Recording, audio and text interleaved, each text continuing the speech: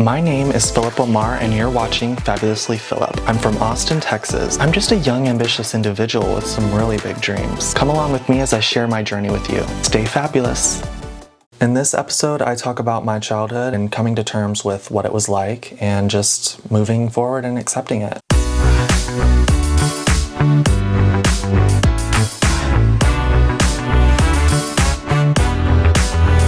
How have you been? So I'm meeting my friend Eileen. I've known her for 10 years since we were in high school, and we're just catching up after not seeing each other for a couple years. I don't even know how long it's been. No, it's been like years. A year? Yeah. Oh my gosh. A long time. Yeah. Oh my God. I've actually come wanting to admit something to Eileen that's bothered me for quite some time, so I wanted to bring it up while we were hanging out. Oh my gosh. Oh my gosh. It's been some time. Yeah. Do you remember that one time me, you, and Allie, we were hanging out and you really had to use the restroom and you were like, Philip, can I come in? And I said, do you remember and I said no? No, I don't. Well, I remember we were parked outside my house and you were like, Philip, can I use your restroom? Because I think you were on, your period. And I said no because I was because my dogs are downstairs and they're gonna wake up everybody. It's because I was really embarrassed of my living situation. Aww. And I didn't want anyone to see my house. Aww, and yeah. I felt really bad that I said no to you because if I hadn't felt so insecure about my living situation, I would have never said no to you. And I feel like I felt so bad that I had said no to you. It's okay. I'm I don't even remember that. And honestly, at the time, I was oh, it's fine. I'm sure I sensed you probably just weren't comfortable with me going in there. That was completely okay, For quite some time, this has bothered me, and I'm just glad that I can finally get it off my chest. And I'm so glad that Eileen was totally understanding about all of it. Because yeah, I understand that completely. I just wanted to open up to you about that because I remember it and I'm just oh, I felt so terrible about that. Yeah, no, honestly, I had no idea or anything. I never felt any I feel like I've ever put any animosity towards you or something about if anything like that. So it was no worries. Yeah. Okay. I'm just glad I could get that off my chest because oh my God, it's something I've remembered. And now that I'm filming the series about my childhood and things that I've gone through, I wanted to open up to you. Aww. So. Oh, thank you. Yeah, but no, it's completely okay. But yeah, no, honestly, we're always I feel our own worst critics, because even that, growing up to my mom and my dad being divorced, I feel my mom always had more trendy style home than my dad's, and I'd be also embarrassed of having people over at my dad's house because I'm oh, it's not as pretty as my mom. Yeah, and your mom had.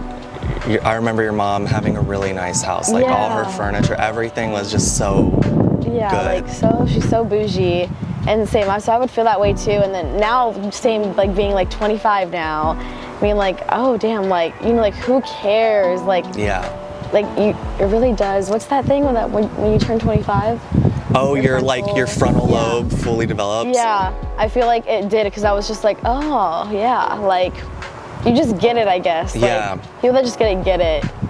Because yeah, I would never judge somebody on their home or something, if somebody brought me to their, so I would never be ew, that one's ugly. You know what I mean? It's just their home, and everyone's their own person, everyone has their own style, Yeah. But I think when people meet me, they get this perception of me that I've come from money, and also that had part to do with it is just I'm oh, people think I'm already this kid from a well-off family, and they're gonna see that that's not the case. And I think even now people meet me and they probably get the idea oh yeah, you probably came from successful parents and all that, and I'm just no, I didn't. I guess that's also what I'm opening up about. This is what my childhood was like. And after I turned 25, I've really been more accepting of myself, where I came from. I can't control that. Yeah. I only have control over what I do now and the future. It's time to let go of the insecurities from my childhood and just embrace it and live my life. Yeah. Being more comfortable with my appearance, I remember I used to get fillers in my face and in my lips, and I always wanted huge lips, and now I'm okay, yeah, I get some things done every now and then, but I don't feel I have to. I'm embracing my natural hair color. I don't feel I have to be blonde. I was gonna say, I love that hair color. Yeah, everyone says that they like my natural hair better than the blonde, and I've just really been loving myself more, like That's wearing more good. comfortable clothes. Like I don't have to wear trendy looking things. Like I honestly wear like Lululemon most of the time, like, and like the pants that aren't like super tight. They're just like comfortable like pants. Yeah. Like, so it's really just been about being comfortable and accepting myself. Exactly. That's good. That's positive. Always say positive. I feel like there's just always so many like negative things, and it's just like there's always just bad energy, and it's just like hard to stay positive if it's like always something you're seeing too. Yeah. And people are gonna think whatever the hell they want. Like I can't please everybody. Like, so if someone wants to judge me for my past or for who I am, that's not my problem. Yeah, and it's like you know who you are, you're your own person, that's all you need to worry about. Yeah, exactly.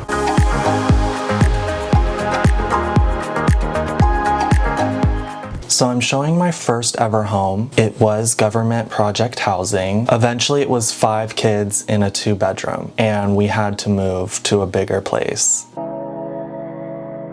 Part of why I feel like it's important to show my first house is because I get so many people that tell me when they first met me that they thought I would have they basically think I came from money. Mm-hmm. And yeah, I got that experience through my aunt because she was wealthy. But my immediate family at home, this is what we had for 4 kids in a 2-bedroom. I mean, not the worst, but not your what people think I came from type of picture. Mm-hmm. And it doesn't matter where you come from. You're allowed to go out and be the best in this world. And it doesn't make you pretentious. It doesn't make you uptight just for carrying yourself well. Like just because you come from this doesn't mean you need to act a certain way. And unfortunately, there are people who act a certain way just because they come from a place like this. But my upbringing does not define me. It's part of my story. But other than that, people can say what they want. Mm-hmm. I'm myself. And this does not define me. I used to be so ashamed of my past. Like I wouldn't tell anyone the fact that my family grew up on government assistance, government housing. But I've realized now like that doesn't define me. That's my past and I shouldn't let it bother me.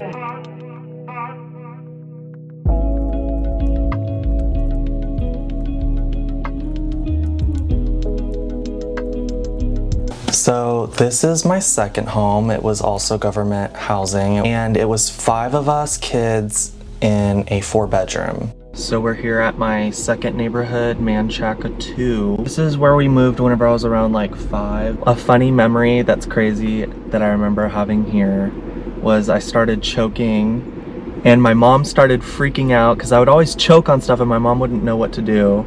She ran out with me out front to get my dad, and the fire department was called and all that, and I survived, thankfully.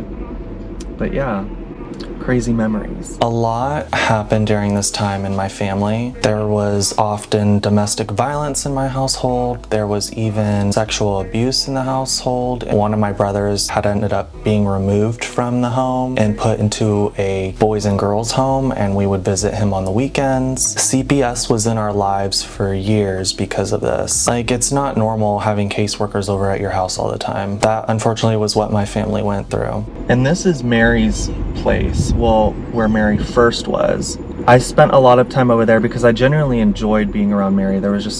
I saw her sort of as a motherly figure. I just always wanted to be around her. I spent a lot of time with Mary. She was like a second mom to me. My dad was glad that I spent a lot of the time over there because I actually wasn't witnessing a lot of this that was going on at the house. Mary died in 2011, and it was such a shocker to me because I loved her so much, and her death was just so unexpected. These houses, Mom got into a fight with a lady, and I don't know why they were fighting, but the woman had choked my mom, and then my mom went to go beat her ass. There's so many memories of this neighborhood, both good and bad, and I'm able to just look back and laugh and just like enjoy the memories. So now we're going to the first 2-story house that we had moved into. We'd never lived in a house, only duplexes. I always wanted a house with stairs as a kid, and so when I found out that we were moving into a house, it was just so exciting. I was like, oh my god, like a house.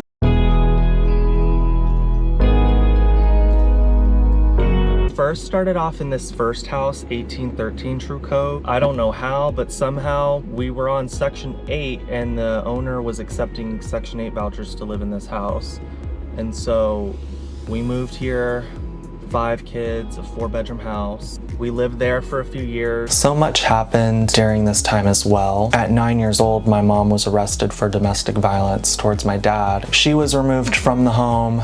2 of my brothers were removed from the home. Having your family divided is just so traumatizing. As a kid, just seeing your family split up like that, it's just so traumatizing. For a while, my mom lived with Mary. She would only see us during visitation, and I just remember seeing her cry every time we would leave to go home, and it made me cry, and it was just so sad. But eventually my mom was allowed back in the house. My dad decided to let her come back home. Whenever I was 11, we moved next door. The reason why that happened was because we knew the guy who owned the house next door, because when me and Hannah were little, we would run to different houses, knocking on doors asking, do you have kids we can play with? And they all said no. And we knocked on David's house, and he was just so nice that we would go and visit him like every day and hang out and like say hi to him and all that. So when we were in need, we were getting kicked out of this house. My dad noticed that this house was for rent, like it is now. He called David up and asked if he would make an exception to accept Section 8 vouchers, and David said yes.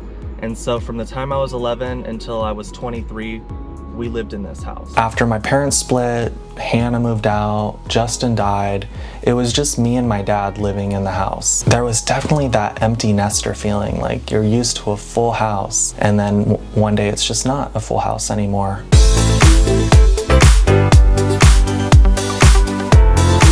Hey, how have you been doing?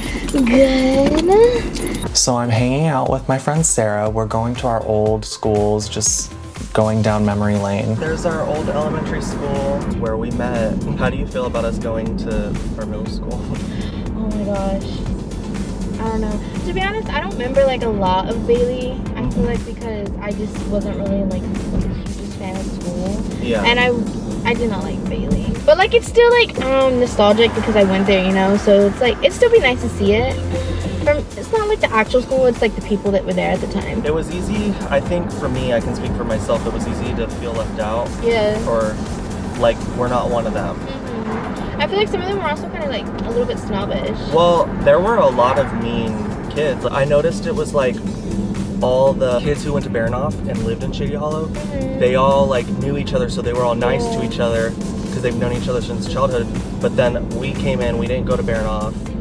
Yeah, it's kind of cliquey. We weren't one of them. It was definitely easy to feel left out because of the different economic circumstances. Now as an adult, like that sort of thing doesn't matter, but as a kid, it definitely weighed on you. Yeah, like I remember when we came to tour Bailey on the school bus, a lot of the kids were like, oh my God, these houses are so big, because a lot of the kids who went to Kasuric didn't live in houses like this. Like I lived in a 2-story house, but it was way smaller than these houses. Like it wasn't all terrible, but like I always felt out of place. So yeah, this was my middle school, Bailey Middle School. We went to school with kids who came from like a more upper middle class. They came from more money for sure, so it was easy to feel out of place here. Like these kids, their parents could afford to get them iPhones and nice clothes and Uggs and stuff like that. I went to the other high school that was seen as less than. They went to Bowie, where all the other upper middle class kids went too. So, I mean, there were still a lot of good memories here. I was in the orchestra, and that was fun. That was one of the highlights of middle school. And then also I was in my first play where I was casted as the main role, and I wasn't even a theater kid. I was an outsider auditioning for the play, and I got selected as the main character, which was pretty cool. So yeah, that's Bailey. It's nice to reminisce all the memories, even if some of them were bad. A lot of good still happens, and I had a lot of fun at middle school.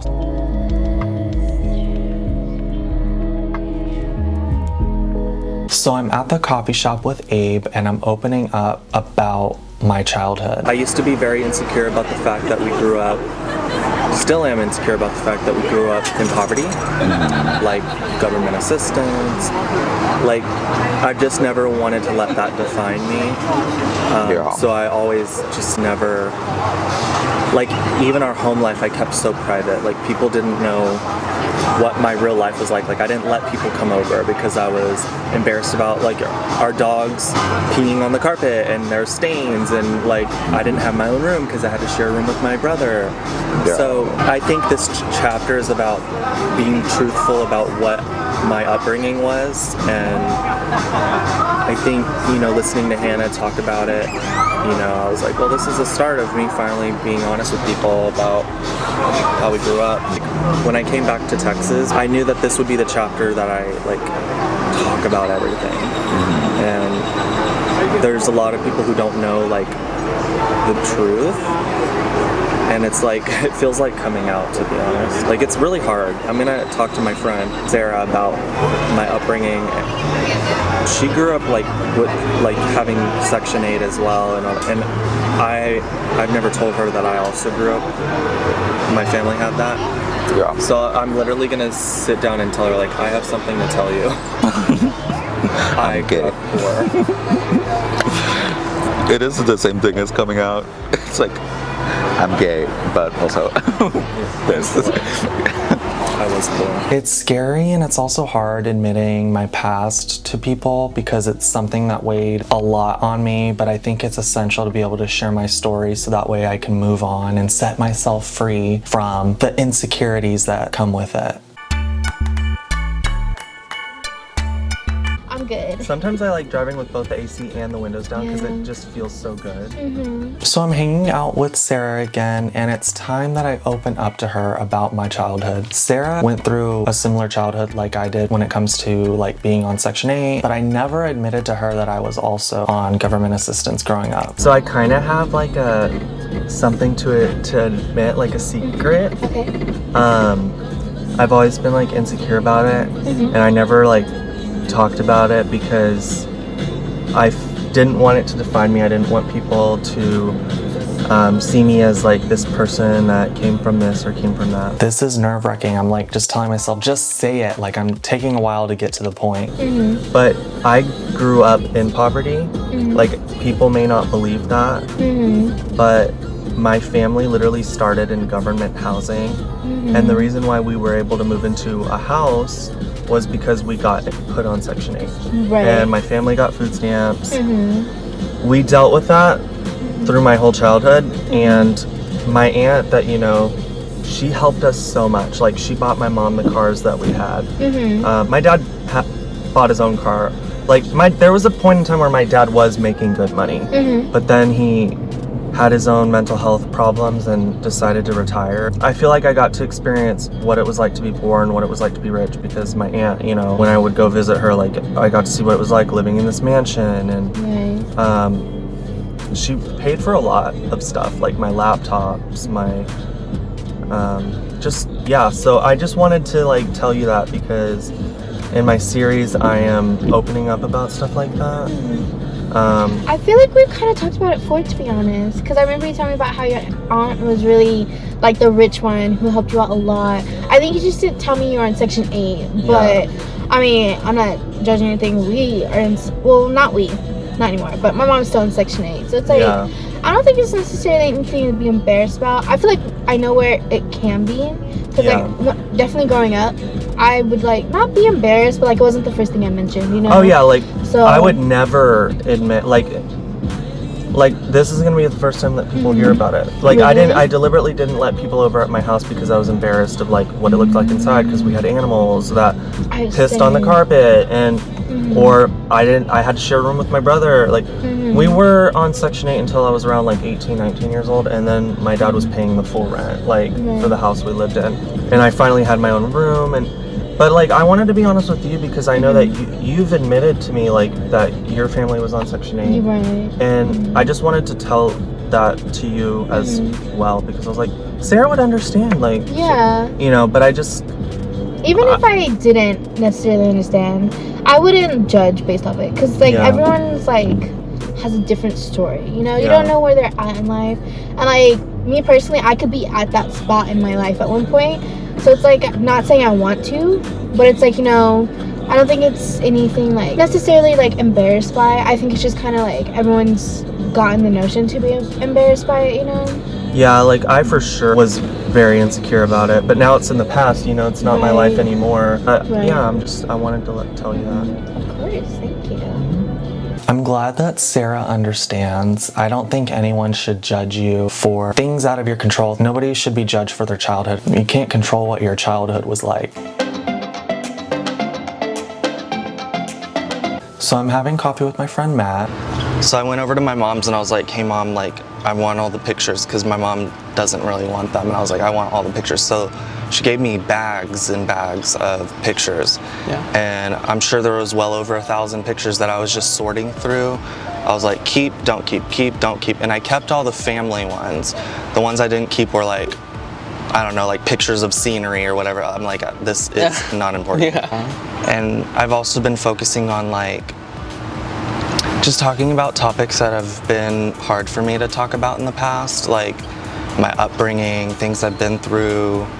So this season is about like getting real, very real, and being more vulnerable than I have. It's like I used to not be able to look at my childhood photos without getting anxiety because I just thought of what my childhood was like, things that happened in my childhood, and I didn't want to remember it. Looking at the past used to be very stressful. Like sometimes I would fabricate stories in school because I just wanted life to be different because of the traumas that I went through growing up. Like I didn't want to be open about that. I didn't want anyone to know the truth. But now it's nice to not feel that way. I don't have anything to hide, and if anyone wants to judge me for my childhood, that's not my problem. Now I've accepted my past for what it is. Like my life has been what it's been so far. And I shouldn't bash my childhood. I shouldn't want to forget my childhood. So now I'm able to look back on these photos and be fond of the memories. Yeah. Like, yeah, some crappy things happened, but also there was a lot of happiness in my childhood. Yeah. Do you write at all or anything like that? You do? I've been writing. My objective right now is just write when you think of something, like a memory or your opinion about something. Just write it. And it will all come together over time. Life wasn't perfect, but we still had fun moments. My family tried hard to keep it together. I know my parents tried their best for what the situations were. My past doesn't define me, so I won't be ashamed. It's just part of my story, and that story is still being written.